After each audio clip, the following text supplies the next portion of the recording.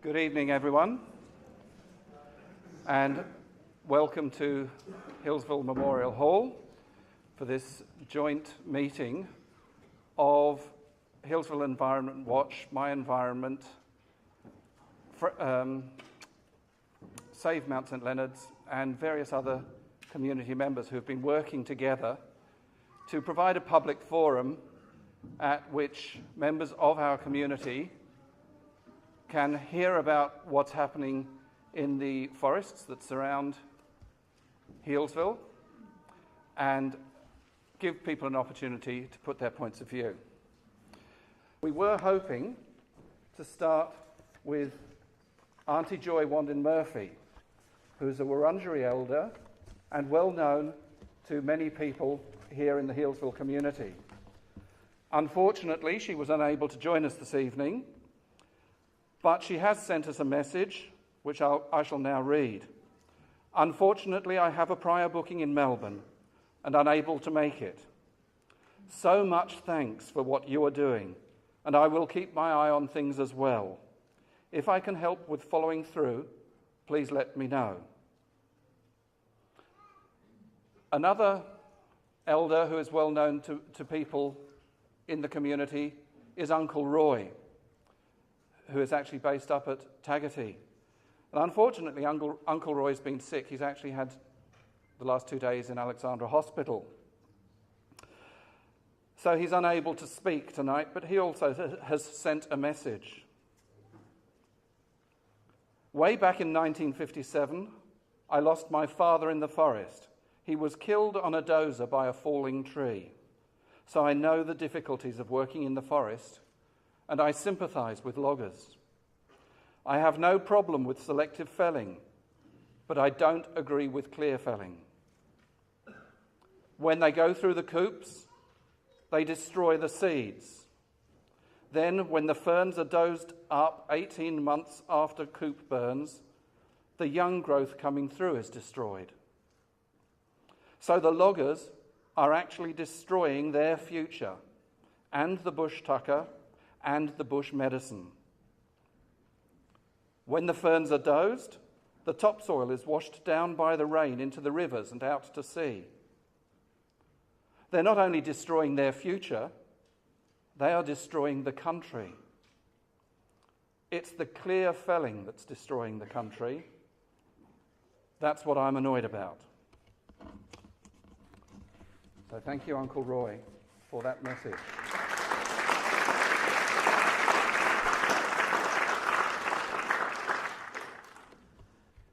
And I'm going to start with setting the scene on the Central Highlands. The Central Highlands is a fairly informally designated area, but it's actually about to become more formal because the Victorian government in December released a white paper. And the white paper actually sets up flagship areas, of which the Central Highlands is one. So it actually describes in sort of formal terms what the Central Highlands is. But it's basically the area surrounding Kinglake, Healesville, Warburton, Marysville, up towards Alexandra and a little bit further east where there are no particular towns because there's lots of forest. And it's actually characterised by the fact that it's high, that's why it's called Highlands, and by these extraordinary, unique forests. The forests that we have in the Central Highlands are absolutely unparalleled anywhere in the world. They include the tallest flowering plant, the mountain ash. But there's not just the one species of tree. As the altitude increases, there are other species as well. This is actually a photo taken on the Munda track just on the way up to Mount St Leonard's, for those who recognise it. And actually some of those trees are in a road coop, so some of those are likely to be lost. So there's more of these extraordinary trees that characterise the Central Highlands.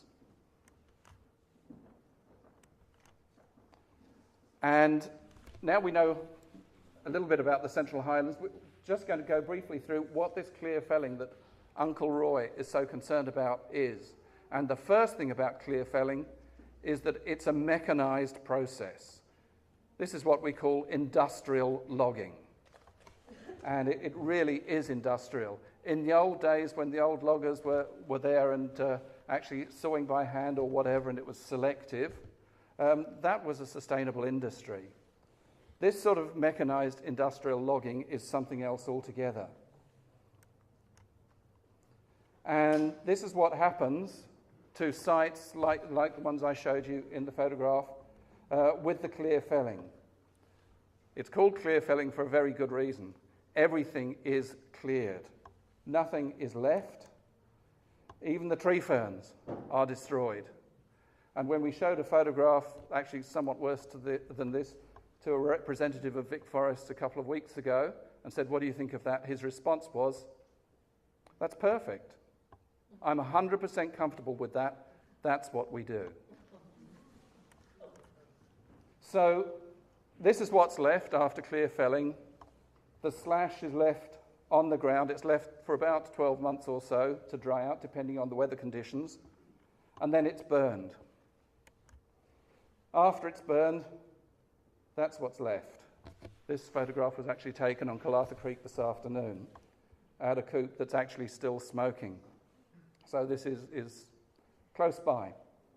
And that's what's left. It's then reseeded and hopefully regenerates.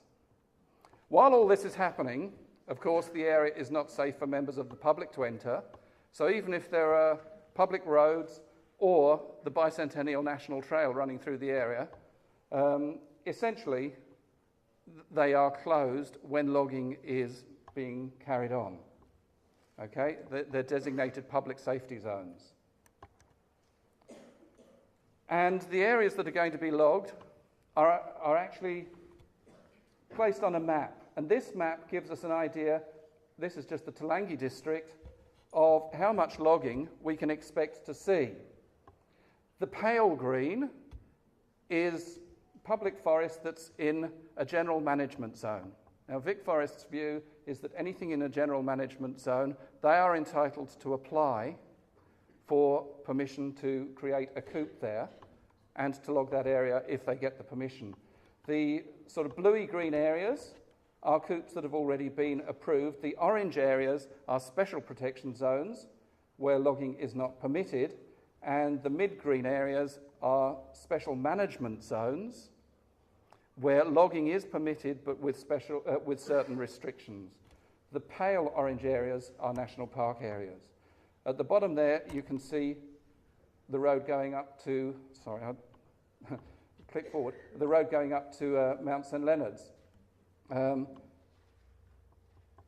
this map actually shows part of that area enlarged, and you can see the area around Talangi with all the coops that have already been approved.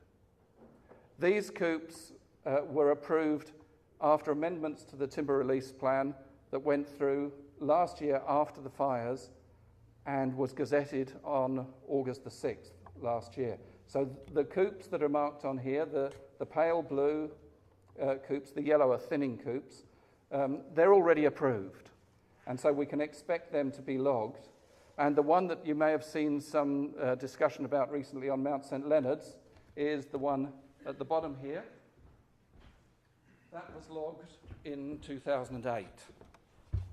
And it's now visible from Steeles Creek, from the Innocent Bystander just across the road, and certainly from our backyard in Talangi. It's very visible. And this is the area where the fires went through. And you'll have heard people talking about Talangi being the hole in the donut. So the fire went through here. Here's our hole in the donut. And you can see the concentration of coops in that unburnt area. Now, when they want to actually announce new coops, you've got to take me back, that's okay. When they want to announce new coops, VIC Forests actually has to advertise their intention to do so. And this was the ad that was in one of the local papers, the Leader, at the beginning of this year, announcing the intention to open 104 or apply for 148 new coops through the Central Highlands. Okay? And there's a map that you can look at on the website that shows the new coops. Now you'll notice that on the map, all those old coops have disappeared. So when you look on the VIC Forests website, it looks as though the new coops are just there in isolation, and you can forget about the rest that's been actually logged around them. But of course, that's not the truth. And there are also coops like these on Myers Creek Road. This is obviously a larger scale, that weren't on that previous map because they're in a different management area. They're actually in the Dandenong area because they're south of that thick green line, which is the Shire boundary. So to get an image of what's really going on, you actually need to put the old and the new coops together. So what we've done here is put red circles on the old coop map. And the red circles indicate where the new coops are bound to go, and the numbers in them indicate how many coops there are on the site. So the 2 at the bottom there, that's those 2 coops on the Myers Creek Road, just a few minutes from here. At the top there, the 3 in the large circle, there are 3 coops at that site. So then you can begin to see how much logging has already been approved, and yet more is to be added. And it's not just around Talangi that this is happening. It's also around Marysville. You see the red circles there. Around Marysville, all the coops there. Around Alexandra, just south of Alexandra. This is happening throughout the Central Highlands. Now, there is actually a sustainability charter for Victoria State Forests, and it says that the Department of Sustainability and Environment manages state forests on behalf of the Victorian community. That's right, they're our forests. The VIC Forest Sustainability Report actually makes the same point. Our stakeholders consist of the entire community of Victoria. That's us. We are stakeholders in VIC Forests. And this is what's coming out of VIC Forests. From the Sustainability Report, we can see that year on year, around 70% of what's coming out of our forests is going to pulp log. Of course, that's not the end, because there's also waste from the saw logs, and the Freedom of Information application a couple of years ago actually found the figure that goes to pulp is closer to 85%. And here's the VIC Forests regeneration commitment. They keep telling us that they regenerate what they log. And here you can see from their own report, the sustainability report that I just showed you, this is the graph showing what they regenerate. The dark green is what they've harvested. The light green is what they have regenerated in that year. Now, they actually only started in August 2004. So in the first two years, you can't expect a lot of regeneration.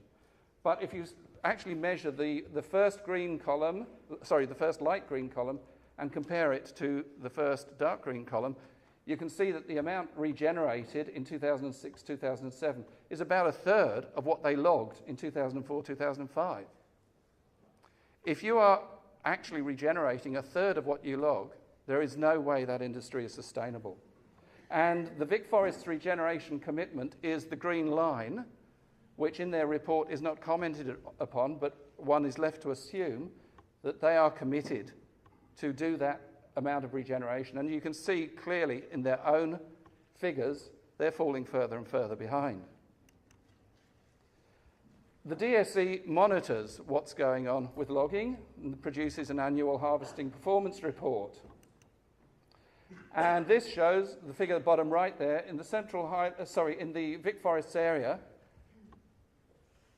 Regeneration is 89% backlog.